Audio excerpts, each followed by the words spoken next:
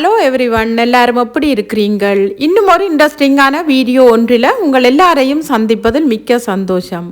இன்றைக்கு வீடியோ பார்த்தீங்களென்றால் ஒரு heavy birthday vlog என்று கூட சொல்லலாம். காலையில் தொடங்கி நைட்டு வரை நான் என்னென்ன வேலைகள் வீட்டில் செய்தனோ அதை நான் என்னுடைய வீடியோ பார்க்குற சில பேருக்கு மோட்டிவேஷனாக இருக்கும் என்றதுக்காக நான் இதில் ஷேர் பண்ணியிருக்கிறேன். ப்ளீஸ் என்னுடைய வீடியோவை பார்க்குற நீங்கள் ஒரு லைக் கொடுங்கோ. நீங்கள் கொடுக்கக்கூடிய அந்த லைக் இன்னும் சில பேருக்கு என்னுடைய வீடியோக்களை கொண்டு சேர்க்க உதவியாக இருக்கும். எல்லாருக்குமே தெரியும், டிசம்பர் மாதம் ஸ்டார்ட் பண்ணினாலே அது கிறிஸ்மஸ் மாதம்தான். கிறிஸ்மஸ் மாதத்தில் நாங்கள் 4 மொழுதிரி கொளுத்துவோம். அதில் 2 மொழுதிரி இப்போ கொளுத்துப்பட்டுட்டுது. இப்போ அடுத்த ஞாயிறு வந்தால் 3வது மொழுதிரியும் நாங்கள் கொளுத்திடுவோம்.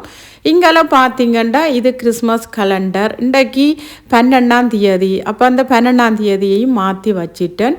இப்போ பார்த்தீங்களா இந்த சோபா எல்லாம் அங்கும் இங்கும் எல்லாமே கலைஞ்சிருக்குது. பிள்ளைகள் ஸ்கூலுக்கு போயிட்டினும் அவசரமாக அவையெல்லாம் ரெடி பண்ணி விட்டது. அதில் இருக்கக்கூடிய சில பொருட்கள் எல்லாத்தையும் எடுத்து வச்சுட்டு இந்த சோபாவுக்கு போடக்கூடிய அந்த கவர், அதில் இருக்கக்கூடிய ஃபிலோ எல்லாத்தையும் அரேஞ்ச் பண்ணி வச்சுட்டு எனக்கு கிச்சனில் இன்றைக்கு நிறைய வேலை இருக்குது. முதலாவது நான் சமைக்கணும். ஏனெண்டா பிள்ளைகள் 12 மணிக்கு சாப்பிட வந்துட்டு திருப்பி 1:30க்கு ஸ்கூலுக்கு போவினோம். அதுக்கு முதல் கொஞ்சம் எனக்கு கிளீனிங் வேலைகள் இருக்குது. அதால் இப்போ அந்த கிளீனிங் வேலைகளை நான் செய்து முடிச்சிட்டு தான் நான் கிச்சனுக்கு போகிறேன். ஏனென்று பார்த்தீங்கன்னா ஹோலுக்குள்ளே இருக்கக்கூடிய அந்த வேலைகளை நான் முடிச்சிட்டேன்டா கிச்சனில் எனக்கு ஈஸியாக வேலைகளை செய்கிறதுக்கு உதவியாக இருக்குது. இங்கால பார்த்தீங்கன்னா இந்த ரோஃபோ பேக்கும் நான் ஒன் பண்ணி விட்டுட்டேன். நான் கிச்சனில் நின்று வேலை செய்துட்டு வரும் மட்டும் அது தானாக ரூமுகள் இந்த கோலுகள் எங்கெங்கெல்லாம் போய் க்ளீன் பண்ணணுமோ அந்த இடமெல்லாம் நல்லா சூப்பராக க்ளீன் பண்ணி எனக்கு தந்துடும். அதால் எனக்கு இந்த துடைக்கிற வேலை மட்டும் இந்த வீட்டில் இல்லை. இப்போ பார்த்தீங்களென்றால் நான் சமைக்க போகிறேன் பிள்ளைகளுக்கு. இன்றைக்கி நான் டோராத் ரோயல், இது யூரோப் நாட்டில் இருக்கிற எல்லாருக்குமே தெரியும். இந்த மீன் மார்க்கெட்டுகளில் கடைகளில் எல்லாமே இந்த மீன் கிடைக்கும். இந்த மீனில் எப்படி குழம்பு கறி வைக்கலாமென்று எனக்கு நிறைய பேர் இப்போ ஒரு 1 இயராக எழுதி கேட்டுக்கொண்டு இருந்தீங்க. எல்லாருமே நிறைய பேர் எனக்கு வீடியோவே நீங்கள் பார்க்க விட்டுட்டீங்க. நான் அந்த ரெசிபி போடையிலேண்டோ எனக்கு தெரியலை. இந்த கேட்ட எல்லாருக்காகவும் நான் இன்றைக்கி இந்த ரெசிப்பியை உங்களுக்காக ஷேர் பண்ணுறேன். இதில் 2 டோராத் ரோயல் மீன் எடுத்து நல்ல வடிவாக க்ளீன் பண்ணிவிட்டு இதுக்குள்ள உப்பு, மஞ்சள், புளி 3ம் நான் விட்டு வச்சிருக்கிறேன். இங்கால பார்த்தீங்கன்னா கருவேப்பிலை, ஒரு 10 உள்ளிப்பல், ஒரு பெரிய வெங்காயம் 3ம் நான் இப்போ ஒரு பிளேட்டில் எடுத்து வச்சிருக்கிறேன். அடுத்ததாக பார்த்தீங்களென்றால் ஒரு டேபிள் ஸ்பூன் வெந்தயம் எடுத்திருக்கிறேன். இந்த வெந்தயம் போட்டால் தான் மீன் கறிக்கு அந்த ஃப்ளேவராகவும் இருக்கும். இதோட பார்த்தீங்கன்னா ஒரு டேபிள் ஸ்பூன் தக்காளி பழம் பேஸ்ட் எடுத்துருக்கிறேன். நீங்கள் தக்காளி பழம் கூட எடுத்துக்கொள்ளலாம். இங்கால அடுப்பை ஒன் பண்ணிவிட்டு பேன் ஒன்று வச்சுருக்கிறேன். இந்த பேன் எனக்கு சூடாகிட்டது. இதுக்குள்ள நான் தேவையான அளவு, அதாவது நான் ஒரு 2 டேபிள் ஸ்பூன் அளவில் நல்லெண்ணெய் சேர்த்துக்கொள்கிறேன். நீங்கள் டெய்லி என்ன எண்ணெய் கிச்சனுக்குள்ள யூஸ் பண்ணுறீங்களோ அந்த எண்ணெயை நீங்கள் சேர்த்துக்கொள்ளலாம். இப்போ இந்த எண்ணெய் எனக்கு ஹீட் ஆகிட்டது. இப்போ நான் கட் பண்ணி வச்சிருக்கிற உள்ளி, வெங்காயம், கறிவேப்பிலை இதில் நான் சேர்த்துக்கொள்ள போகிறேன். இதோடையே பார்த்தீங்களென்றால் எடுத்து வச்சிருக்கிற வெந்தயத்தையும் சேர்த்து கொள்ள போகிறேன். இந்த வெங்காயத்தோடு சேர்ந்து அந்த வெந்தயமும் எங்களுக்கு வதங்கும் போது தான் அந்த வெந்தயத்தில் இருக்கக்கூடிய அந்த ஃப்ளேவர் எங்களுக்கு அந்த கறியில் முழுசாக எங்களுக்கு இறங்கும். இப்போ இதெல்லாத்தையும் சேர்த்து நல்லா வதக்கி விட போகிறேன். இந்த வெங்காயம் எங்களுக்கு வதங்கிட்டுது. ஆகலும் கோல்டன் ப்ரௌனாக வர மட்டும் வெங்காயம் வதக்க வேண்டாம். அப்படி நாங்கள் வதக்கி குழம்பு கறி வச்சிட்டோம் என்றால் அந்த ஃப்ளேவர் எங்களுக்கு வேறு மாதிரி வந்துட்டு இதே அளவுக்கு எங்களுக்கு வெங்காயம் வதங்கினாலே போதும். இதோடைய நான் அந்த எடுத்து வச்சிருக்கிற டொமேட்டோ பேஸ்ட்டை நான் சேர்த்துக்கொள்கிறேன். நீங்கள் முழு டொமேட்டோ இருந்தால் நீங்கள் அதை கட் பண்ணி கூட நீங்கள் இதோட சேர்த்து கொள்ளலாம். நான் இன்றைக்கு டொமேட்டோ சேர்த்து கொள்ளல. நான் அதிகமாக கறிகளுக்கு நான் டொமேட்டோ ஃப்ரெஷ்ஷாக சேர்த்து கொள்ள மாட்டேன். இதோடையே நான் தேவையான அளவு தூள் சேர்த்து கொள்கிறேன். நான் தேவையான அளவுண்டேன்னு சொல்கிறேன்டா நீங்கள் உங்கள் டேஸ்ட்டுக்கும் உரைப்புக்கும் ஏற்ற மாதிரி நீங்கள் தூள் சேர்த்து கொள்ளலாம். இப்போ இந்த தூளையும் இந்த டொமேட்டோ பேஸ்ட்டையும் சேர்த்து நான் இதில் வதக்கி விட போகிறேன். இந்த தூள் எங்களுக்கு இந்த வெங்காயத்தோடு சேர்ந்து வதங்கிட்டுதென்றால் நாங்கள் வைக்கிற கறி எங்களுக்கு நல்ல கலராக வரும். இப்போ பார்த்தீங்களென்றால் நான் இந்த உப்பு புளி மஞ்சள் போட்டு வச்சுருக்கிற இந்த மீனை நான் இதுக்குள்ளே சேர்த்துட்டேன். எப்பயுமே மீனை சேர்த்துட்டு நாங்கள் இந்த மீன் வந்து எங்களுக்கு நல்லா மிக்ஸ் ஆகிற மாதிரி உடனேயுமே நாங்கள் ஒரு கரண்டி வச்சு நல்லா மிக்ஸ் பண்ணி விட்டுறணும். ஏனெண்டா மீன் கறி வந்து நாங்கள் கொதித்த பிறகு நாங்கள் கரண்டி வச்சு மிக்ஸ் பண்ணினோம்னா எல்லாமே உடைஞ்சு போயிடும். இப்போ பார்த்தீங்களா நல்ல வடிவாக நான் மிக்ஸ் பண்ணி விட்டுட்டேன். இதுக்கு நான் அந்த சட்டியை கழுவி கொஞ்சமாக நான் தண்ணி சேர்த்துக்கொள்கிறேன்.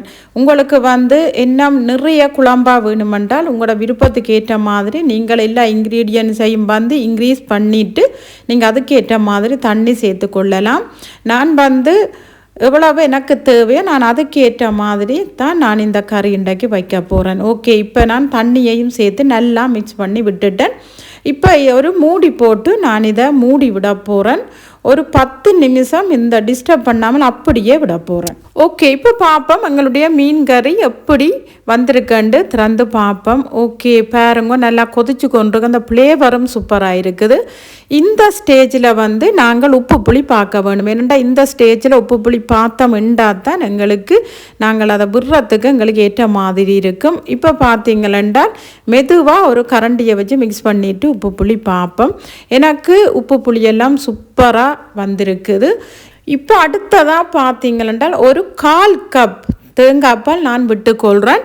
இது வந்து என்னுடைய அம்மா சமைக்கிறத மாதிரி தான் நான் மீன் கறி நான் வைப்பேன். நான் இப்பையும் வீடியோவில் சொல்கிறேன் இதுதான்.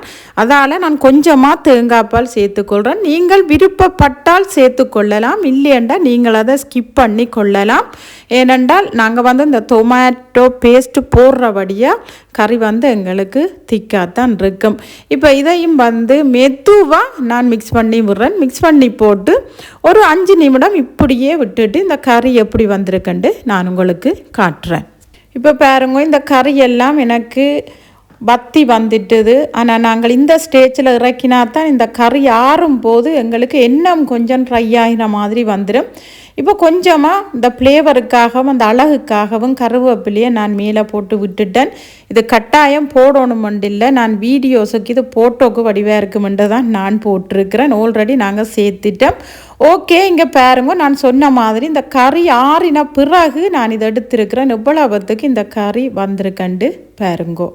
ஓகே ஃப்ரெண்ட்ஸ், என்னட்ட எழுதி கேட்ட ஃப்ரெண்ட்ஸுக்காக டொராத் ரோயல் குழம்பு கறி எப்படி வைக்கிறேன்ட்டு நான் செய்து காட்டியிருக்கிறேன். நீங்களும் இந்த மீன் கறியை ட்ரை பண்ணி பார்த்துட்டு எனக்கு கொமெண்ட்ஸில் சொல்ல மறந்துடாதேங்கோ. ஓகே, இப்போ எனக்கு கிச்சனில் வந்து 2-3 வேலைகள் இருக்குது. அதை முடிக்கிறதுக்கு முதல் எப்பயுமே மீன் கறி சமைச்சிட்டோம்னால் அந்த கிச்சனில் ஒரு மாதிரி ஸ்மெல் வந்தோண்டே இருக்கும். அதுக்காக நான் இப்போ சும்மாவே எனக்கு மொழுதிரி கொளுத்துறது பிடிக்கும். நான் அதுக்காக இன்றைக்கு நான் மொழுதிரி கொளுத்தி விடுறேன். இது வந்து ரெட் ஃப்ரூட்டில் இருக்கக்கூடிய அந்த ஃப்ளேவர் உள்ள மொழுதிரி தான். ஓகே, இப்போ மொழுதிரியை கொளுத்தி விட்டாச்சு. முட்டை கொஞ்சம் வாங்கிட்டு வந்தேன். நான் இப்போ அதையும் ரீஃபில் பண்ணி வைக்க போகிறேன். ஏனண்டா அந்தந்த வேலைகளை நாங்கள் அந்தந்த நேரத்தில் செய்துட்டோம்னால் எங்களுக்கு எல்லா வேலையும் சேர்ந்து வந்து ப்ரெஷர் தராது. ஓகே, இப்போ இந்த முட்டையை முடைச்சி இதுக்குள்ளே போட்டுட்டு இது எந்த இடத்துல இருந்ததோ அந்த இடத்துல நான் இப்போ அரேஞ்ச் பண்ணி வைக்க போகிறேன். இப்போ அடுத்ததாக பார்த்தீங்களென்றால் நான் கொஞ்சம் டீ குடிக்கிற கப் வாங்கிட்டு வந்திருக்கிறேன். இப்போ அந்த கப்பையும் நான் உங்களுக்கு தான் காட்ட போகிறேன். இதில் என்ன பிரச்சனைன்னு பார்த்தீங்கன்னா, நான் 6 கப்புண்டு எண்ணி வாங்கிட்டு வந்தேன். வீட்டை வந்து பார்க்கும்போது 5 கப் இருக்குது. ஆனால் நான் 1க்கு பதிலாக 2 எண்ணிட்டேனோ இல்லாட்டி 3க்கு பதிலாக 4 எண்ணிட்டேனோ எனக்கு தெரியாது. நான் வீட்டை வந்தும் 2 தடவை எண்ணி பார்த்தேன், 5 கப் தான் இருந்தது. ஓகே, போகிற நேரத்தில் ஒண்டிருந்தால் வாங்கிட்டு வருவோம், ஒன்றும் செய்யலாது. ஓகே, இப்போ பிள்ளைகளும் வந்து லஞ்ச் சாப்பிட்டு ஸ்கூலுக்கு போயிட்டனும். நானும் லஞ்ச் எல்லாம் சாப்பிட்டேன். இப்போ கிச்சன் எல்லாம் க்ளீன் பண்ணி எல்லா வேலையுமே முடிச்சிட்டேன். பெட் கவர் பெட்ஷீட்டுகள் எல்லாம் எனக்கு துவைக்க இருக்குது. இப்போ அதெல்லாம் எடுத்துக்கொண்டு மிஷினுக்குள்ளே போட்டுட்டு இன்னும் வேறு சில வேலைகள் எல்லாம் எனக்கு இருக்குது. அந்த கார்டன் கொஞ்சம் கூட்டி விடணும். ஏன்னா நிறைய இலிகள் எல்லாம் பழுத்து எல்லாம் காஞ்சு சருகெல்லாம் கொட்டுப்பட்டிருக்கு. இப்போ அதுவும் கொஞ்சம் க்ளீன் பண்ண போகிறோம். இப்போ அதுக்காக இந்த மிஷினை நான் ஒன் பண்ணிட்டு போனேன்னால் இது எனக்கு ஒரு 45 நிமிஷத்தில் நல்ல வடிவாக பர்ஃபெக்டாகவே துவைச்சு தந்துடும். அதுக்கு பிறகு நான் இதை எடுத்து காய விட்டுட்டேன் என்றால் நான் பின்னேறமே எல்லாம் எடுத்து மடித்து வைக்கக்கூடிய மாதிரி இருக்கும். ஏனெண்டா இங்கே வீட்டுக்குள்ள எங்களுக்கு ஹீட்டர் இப்போ இருக்கிறதால. இப்போ பார்த்தீங்களென்றால் கார்டன் வேலைகள் எல்லாத்தையும் முடிச்சுட்டு வந்து நான் இந்த கிறிஸ்மஸ் ட்ரீ எங்களோட வீட்டில் வச்சிருக்கிற கிறிஸ்மஸ் ட்ரீயில் அந்த கீழே ஒரு 2-3 கெட்டுகளை வந்து வெட்டினான். வெட்டி போட்டு பார்த்தேன் அந்த டோரில் கொழுவுறதுக்கு ஏதாவது ஒன்று செய்வோம் என்று சொல்லி போட்டு என்ன செய்யலாம் என்று யோசிச்சுட்டு தான் நான் இப்போ இது ஒரு பொக்கே மாதிரி ஒரு கேங்கிங் பொக்கே மாதிரி செய்கிறேன். என்னுடைய லாஸ்ட் இயர் வீடியோவிலே நீங்கள் நிறைய ஐடியாஸ் போய் பார்த்து கொள்ளலாம். இதுக்கும் வந்து ஒரு சின்ன ஐடியா தான். இது இப்படியே நல்ல வடிவாக கட்டி நல்ல நீட்டாக அடுத்து விட்டு போட்டு அந்த போலுகளையும் நான் ஒட்டி விட போகிறேன். இப்போ ஒட்டி போட்டு அப்படி இருக்குதாண்டு காட்டுறேன்.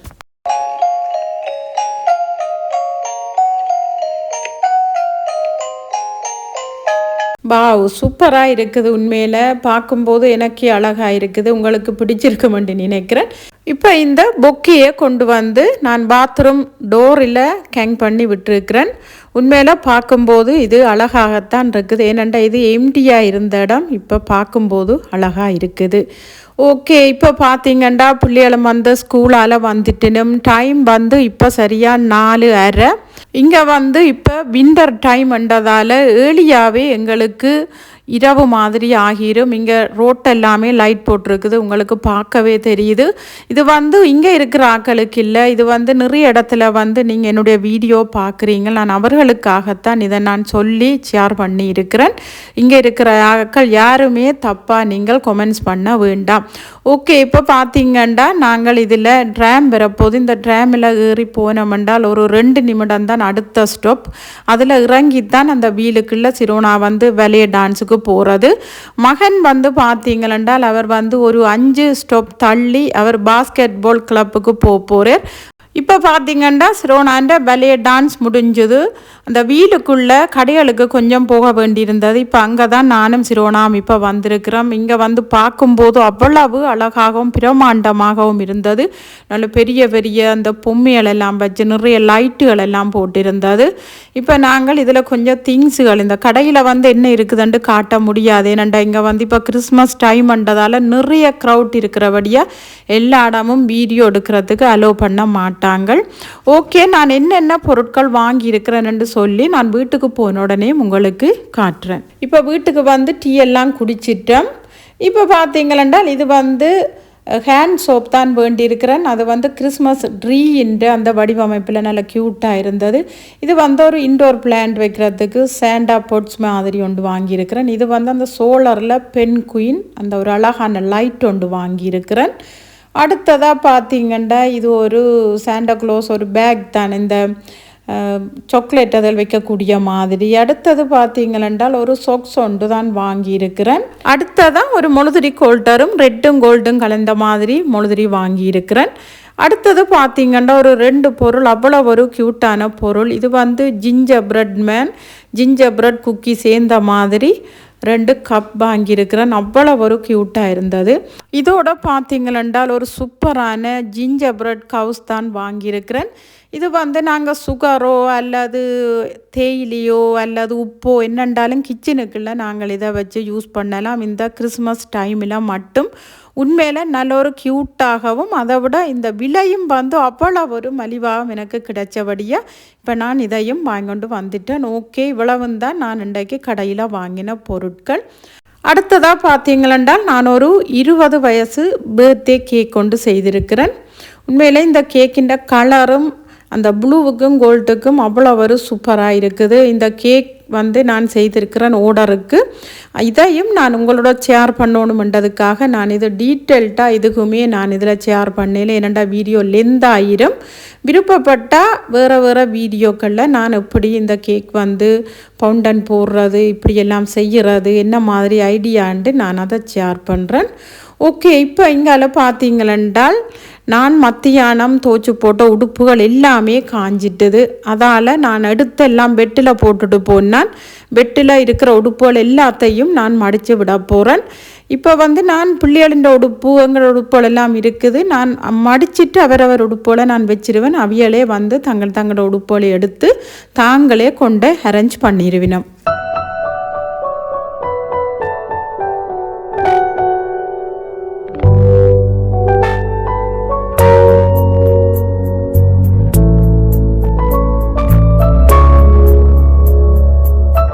ஓகே, இப்போ இந்த பெட் கவர் பெட்ஷீட்டுகளும் எனக்கெல்லாம் காஞ்சிட்டுது. ஏனண்டா நான் அந்த ஹீட்டர் இருக்கிற இடத்துலையே போட்டுட்டு போனதால் எல்லாமே காஞ்சிட்டுது. இப்போ உடனே எல்லாத்தையும் எடுத்து நான் மடித்து அரேஞ்ச் பண்ணிட்டேன் என்றால் எனக்கு வேலை நிறைய இருக்காது. ஏனெண்டா இன்றைக்கு நிறைய வேலை செய்துட்டேன். உங்களுக்கே பார்க்க தெரியும் இவ்வளவு வேலை செய்து பிள்ளைகளையும் வெளியில் கூட்டி கொண்டு போய் இப்போ திருப்பியும் எனக்கு நிறைய வேலை இருக்குது.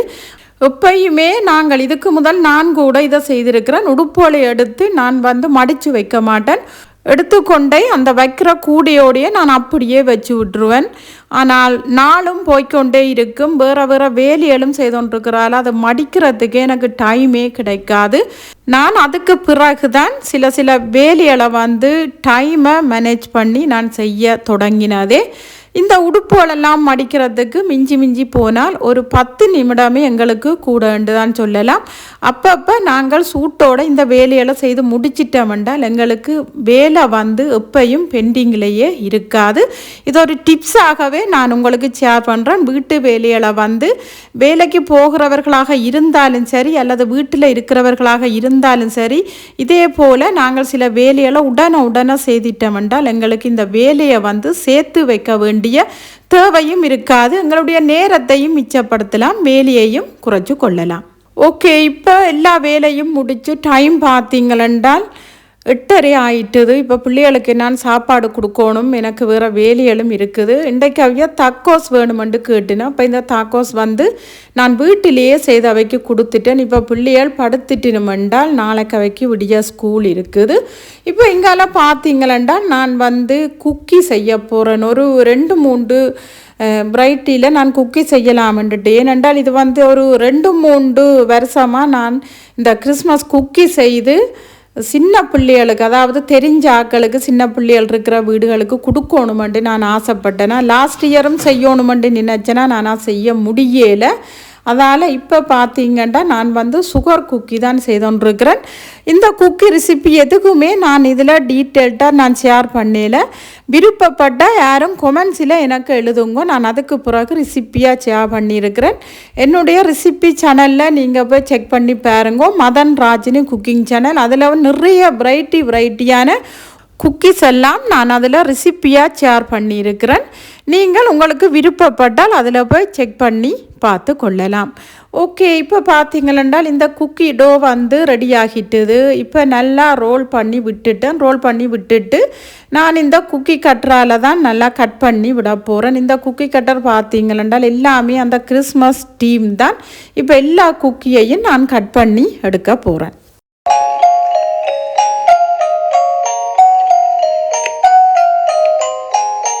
ஓகே, இங்கே பாருங்கோ, இந்த சுகர் குக்கி நான் பேக் பண்ணி எடுத்துட்டேன். நல்லா பர்ஃபெக்டாக பேக் ஆகி நல்ல கலர்ஃபுல்லாகவே வந்திருக்குது. உங்களுக்கு பார்க்கவே தெரியுது. இப்போ இந்த குக்கி எல்லாம் எனக்கு ஆறட்டுக்கு வேணுண்டா ஆறின பிறகு தான் நாங்கள் பேக் பண்ணலாம்.